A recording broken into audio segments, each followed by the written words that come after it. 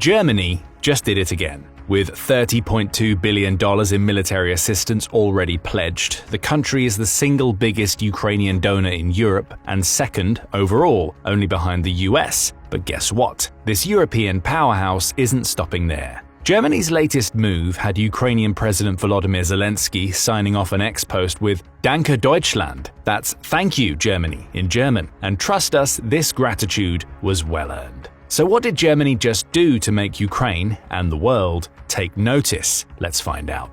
What do countries at war need the most? Money. It buys weapons, funds troops, secures supplies, and keeps the economy running. Without it, even the strongest army would grind to a halt. So you already know, Germany's latest game-changing move has everything to do with money, and lots of it. On March 21, 2025, Germany passed a historic spending bill, unlocking billions for defense and infrastructure. And we aren't talking about a few billion. We're talking about the biggest spending package in the history of Germany, as Lars Klingbeil, the co-leader of the country's Social Democrats, described it. So how much money are we talking about here? As much as $1 trillion over the next decade. Yes, you heard that right, $1 trillion. Let's break this landmark figure down. For starters, German lawmakers are tearing down constitutional borrowing restrictions for defense spending above 1% of GDP. According to the International Monetary Fund, Germany's GDP for 2025 is predicted to be $4.92 trillion. That means any defense spending over $49 billion will now be exempt from the debt brake. This doesn't mean a guaranteed $49 billion boost each year, but it clears the way for much more military funding going forward. This is huge news, as the previous major investment in the country's defenses was the 2022 one-off fund of $108 billion, which was aimed at modernizing the Bundeswehr, Germany's armed forces. However, most of that is already spent or spoken for, so this new package blows the doors wide open for even more defense procurement on an unprecedented scale. But even this is just the beginning. Germany will also establish a special off-budget infrastructure fund that will be allowed to borrow as much as $540 billion over 12 years. Now that's a historic figure. Of that money, $108 billion is going straight into the Climate and Transition Fund, while another $108 billion is being funneled to Germany's 16 states for regional projects. Plus, the states will now be allowed to borrow as much as 0.35% of Germany's GDP, roughly $17.23 billion,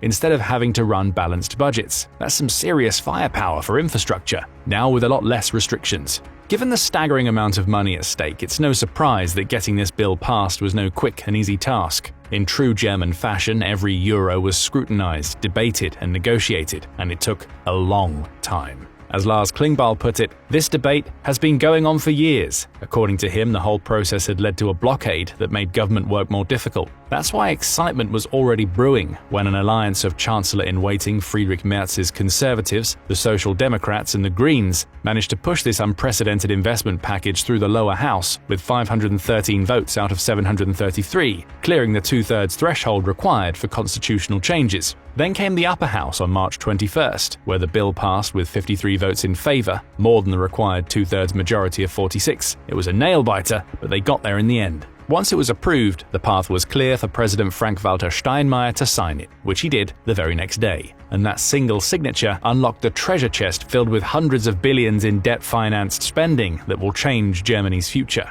But Germany isn't the only one poised for transformation. This monumental decision also has the potential to reshape Ukraine's security and Europe's stability. Let's start with Ukraine. Under this new package, Germany is unlocking an extra $11.88 billion in support for Ukraine. Better yet, $3.24 billion is coming this year, 2025, and that's on top of the $4.32 billion Germany already planned to give Ukraine. As for the remaining $8.64 billion, they will be allocated over the coming years, up to 2029. This kind of long-term financial backing shows that Germany is in it for the long haul, and this wasn't easy to get done. For months, Germany's Chancellor Olaf Scholz faced political obstacles and debates about how to fund this aid, especially after his insistence that the aid shouldn't come from the regular budget, but rather new borrowing. The political wrangling was tough, but in the end, Germany delivered on its promise to stand by Ukraine. And for Ukraine, these funds are huge. They might not be the biggest chunk of the entire bill, but they are a lifeline for the invaded country. This is the kind of military and humanitarian support that could make all the difference in the coming years, especially with how unreliable Ukraine's biggest donor, the US, has become.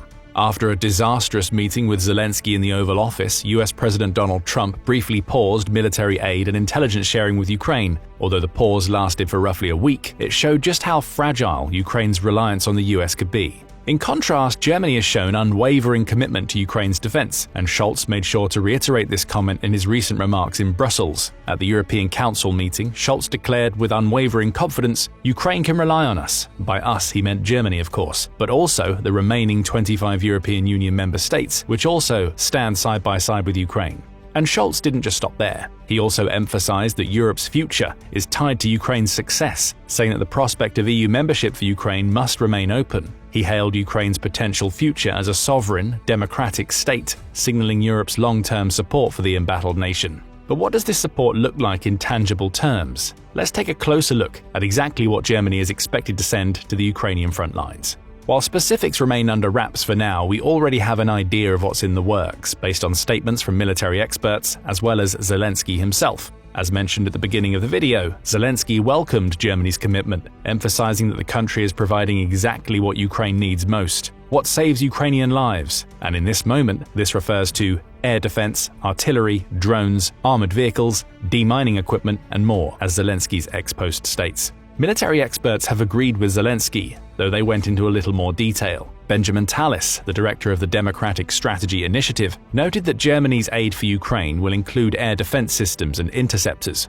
although some may take time to arrive. We're talking about systems like the Iris-T, a European-made air defense system that Germany has pledged to send, along with Patriot systems, which are US-made but crucial for Ukraine's defense.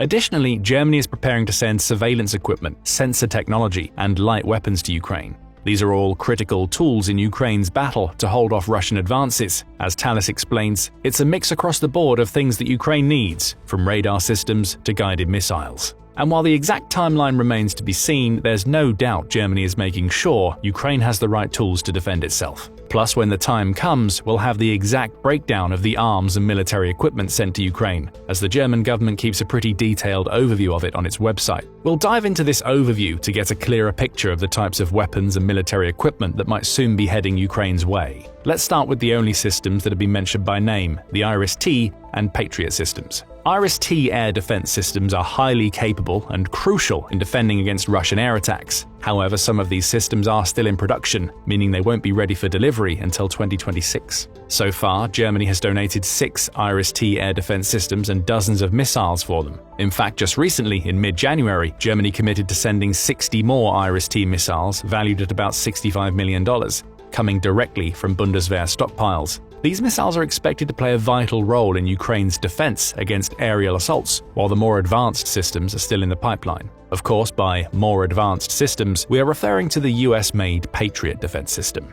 So far, Germany has donated 4 Patriot launchers to Ukraine, accompanied by a significant number of missiles. The Patriot system is one of the most advanced air defense systems available, and its inclusion will give Ukraine a stronger line of defense against a wide range of threats. Speaking of air threats, Germany is also expected to donate drones to Ukraine. So far, the German government has committed a substantial number of drones to the country, all of which are invaluable for Ukraine's offensive and defensive strategies. These include 684 RQ-35 Hydron reconnaissance drones, 549 Vector reconnaissance drones, 211 Songbird reconnaissance drones, 60 Golden Eagle reconnaissance drones, and 46 Hornet XR reconnaissance drones. The reconnaissance drones are essential for gathering intelligence, spotting enemy positions, and providing real-time data that can guide Ukrainian forces' movements and decisions. However, Germany has also donated 900 HF-1 strike drones, which give Ukraine the ability to carry out targeted strikes on Russian positions. Although we don't know for sure which of these drones Germany will send next, we know they'll have a huge impact in the coming battles. After all, the Russo-Ukrainian war has been dubbed the drone war for a reason.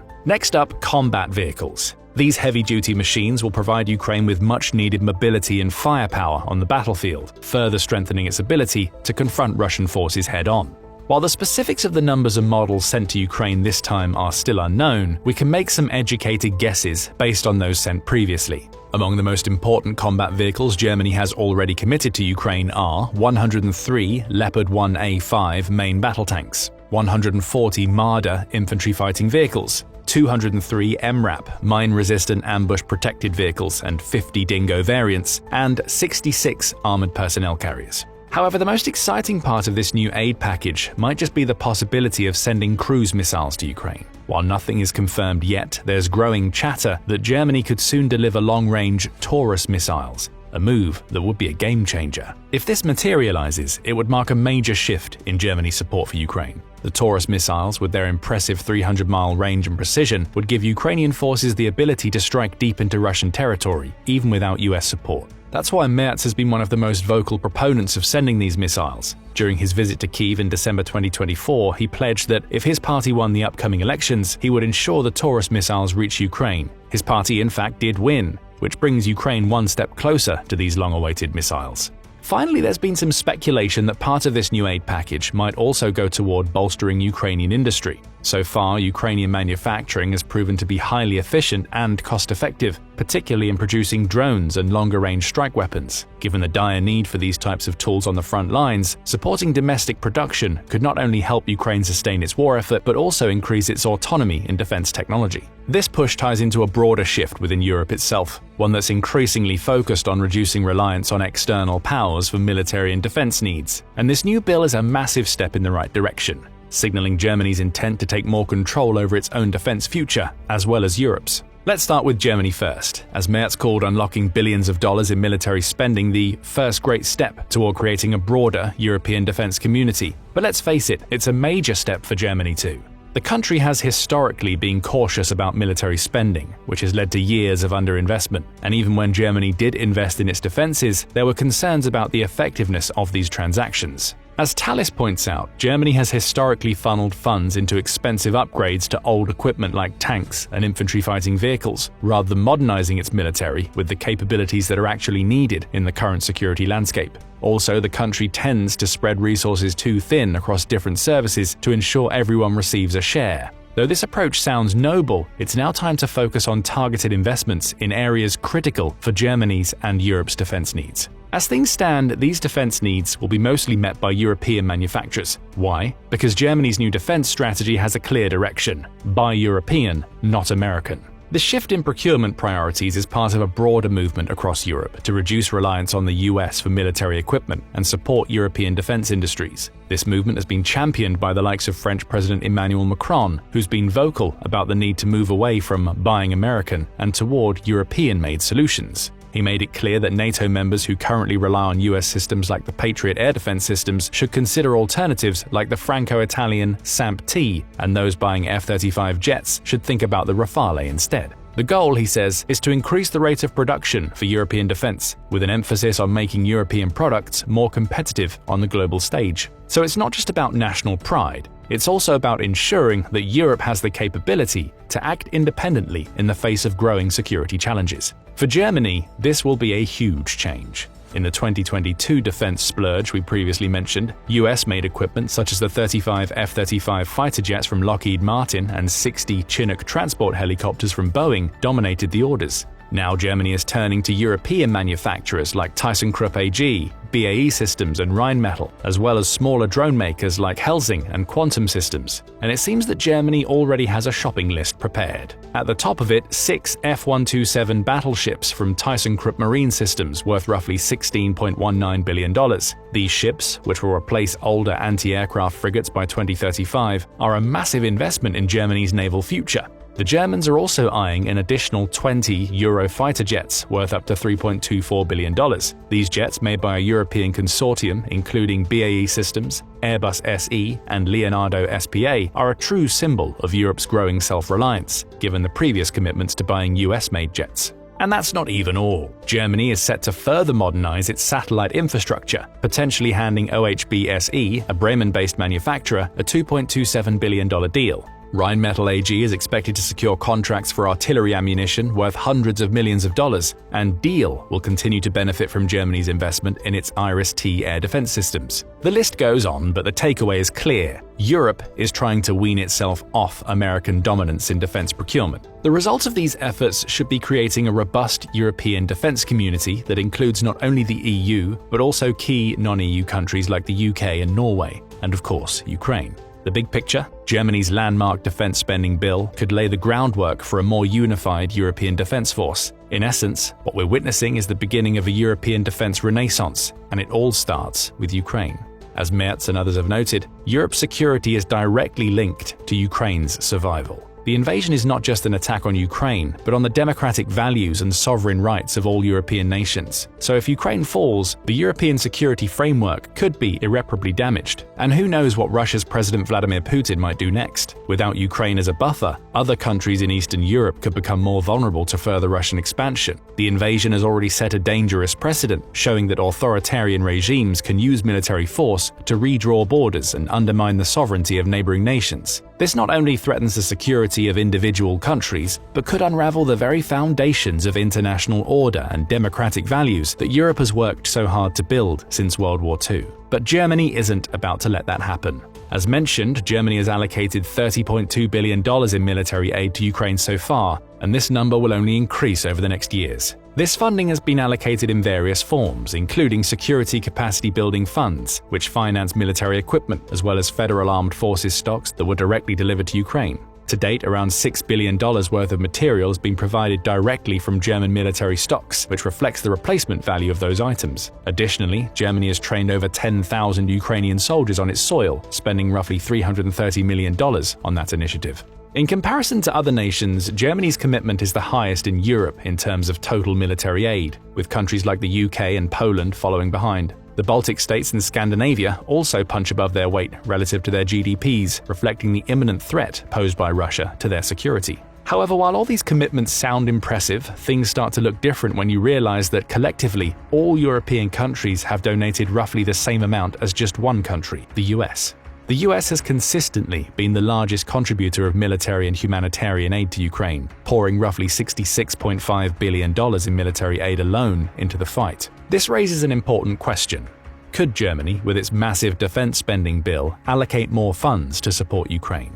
Given how much money the country just unlocked, there's certainly room for an even bigger commitment, especially as the war drags on and new needs emerge. Well, it might just have to. After all, the situation is simple. Ukraine's survival equals Europe's survival. Russia is a direct threat to European security, especially to countries like Germany. Germany's already in the crosshairs of Russian cyber attacks, espionage, and sabotage every day, and the country knows all too well that the longer the war drags on, the greater the risk to its own security and to Europe as a whole. That's why reactions to Germany's landmark spending bill have been nothing short of ecstatic. Merz, who spearheaded the passing of the bill, proudly noted that what we're hearing in Europe and from countries beyond Europe is an overwhelmingly positive assessment of what we have agreed. And European leaders are indeed giving Germany a standing ovation. NATO Secretary General Mark Rutte took to social media, praising the agreement as a historic one that will dramatically boost NATO's ability to defend the continent. His words were echoed by European Commission President Ursula von der Leyen, who couldn't contain her excitement, saying, "It sends a very clear message to Europe that Germany is determined to invest massively in defense." For neighboring countries, this is a massive relief too. Denmark's Prime Minister Mette Frederiksen summed it up perfectly. "It's fantastic news because we need a strong Europe." Even markets have reacted positively to the fiscal shift. According to Bloomberg economists, Germany's increased defense and infrastructure spending is expected to boost growth across the Eurozone. While some concerns have been raised about the potential impact on the EU's single market and Germany's competitive edge, the overall response has been largely favorable, with many recognizing the long-term benefits of a stronger, more secure Europe. With politicians, military leaders, markets, and Ukraine itself all applauding Germany's actions, it's clear that this is just the beginning. Germany is showing the world that when it comes to defending democracy, it's ready to fight until the very end. Ukraine and the entirety of Europe can count on Germany now more than ever. But will this be enough? This is the question we now ask you. With the US potentially breaking ties with Ukraine and Europe, will countries like Germany be able to fill in the gigantic gap left behind? Also, do you think Germany should do more to support Ukraine? After all, it will certainly have the money to do so. The floor is all yours. Sound off in the comments section below. Now go and check out Germany just made Russian troops useless, or click this other video instead.